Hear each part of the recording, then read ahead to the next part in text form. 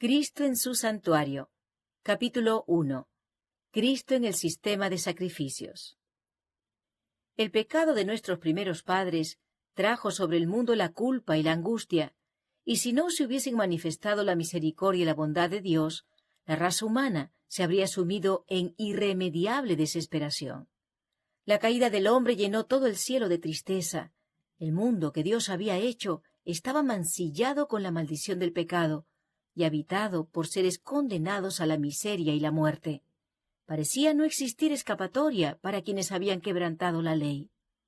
Pero el amor divino había concebido un plan mediante el cual el hombre podría ser redimido. La quebrantada ley de Dios exigía la vida del pecador. En todo el universo solo existía uno que podía satisfacer sus exigencias en beneficio del hombre. Puesto que la ley divina es tan sagrada como Dios mismo, solo uno igual a Dios podría expiar su transgresión. La primera indicación que el hombre tuvo acerca de su redención la oyó en la sentencia pronunciada contra Satanás en el jardín. El Señor declaró: «Y pondré enemistad entre ti y la mujer, y entre tu simiente y la simiente suya. Esta te herirá en la cabeza, y tú le herirás en el calcañar». Esta sentencia pronunciada en presencia de nuestros primeros padres fue una promesa para ellos. Mientras predecía la guerra entre el hombre y Satanás, declaraba que el poder del gran adversario finalmente sería destruido. Aunque habrían de sufrir por efecto del poder de su poderoso adversario, podían esperar una victoria final. Los ángeles celestiales explicaron más completamente a nuestros primeros padres el plan que había sido concebido para su redención. Se les aseguró a Adán y a su compañera que, a pesar de su gran pecado, no se los abandonaría al control de Satanás. El Hijo de Dios había ofrecido expiar con su propia vida la transgresión de ellos. Se les otorgaría un tiempo de gracia, y mediante el arrepentimiento y la fe en Cristo, nuevamente podían llegar a ser hijos de Dios.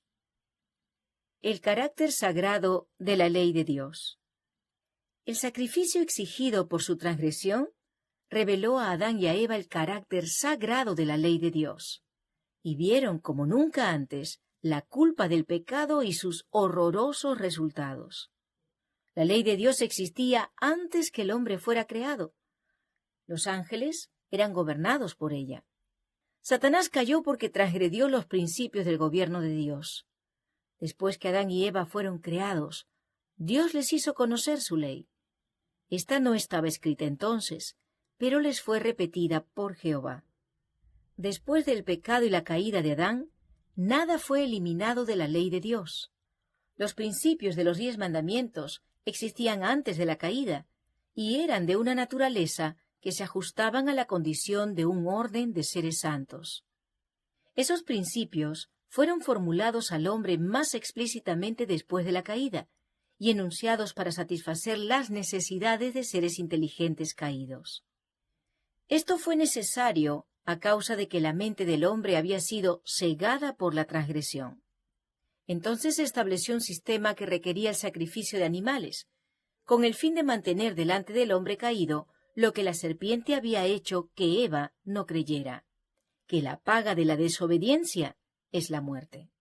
La transgresión de la ley de Dios hizo necesario que Cristo muriese como sacrificio, para así proporcionar al hombre una vía de escape de su castigo y al mismo tiempo preservar el honor de la ley de Dios. El sistema de sacrificios debía enseñar humildad al hombre en vista de su condición caída y conducirlo al arrepentimiento y a confiar solo en Dios por medio del Redentor prometido, para obtener el perdón por las pasadas transgresiones de su ley.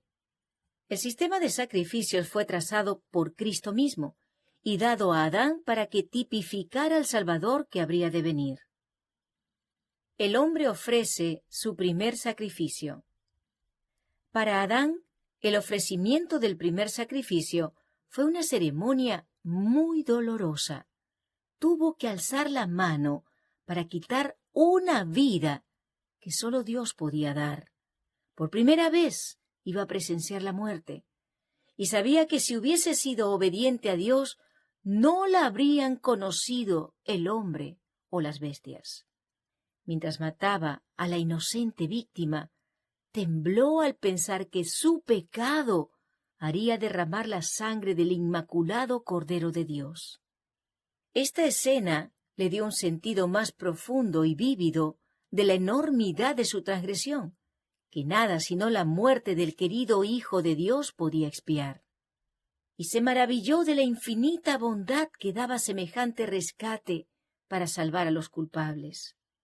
Una estrella de esperanza iluminó el oscuro y terrible futuro, y lo libró de una completa desesperación. A Adán se le encomendó que enseñara a sus descendientes a temer al Señor, y por su ejemplo y humilde obediencia les enseñase a tener en alta estima las ofrendas que tipificaban al Salvador que habría de venir. Adán atesoró cuidadosamente lo que Dios le había revelado, y lo transmitió verbalmente a sus hijos y a los hijos de sus hijos. A la puerta del paraíso, guardada por querubines, se manifestaba la gloria de Dios, y allí iban los primeros adoradores.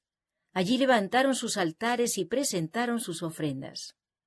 En los sacrificios ofrecidos en cada altar se veía al Redentor.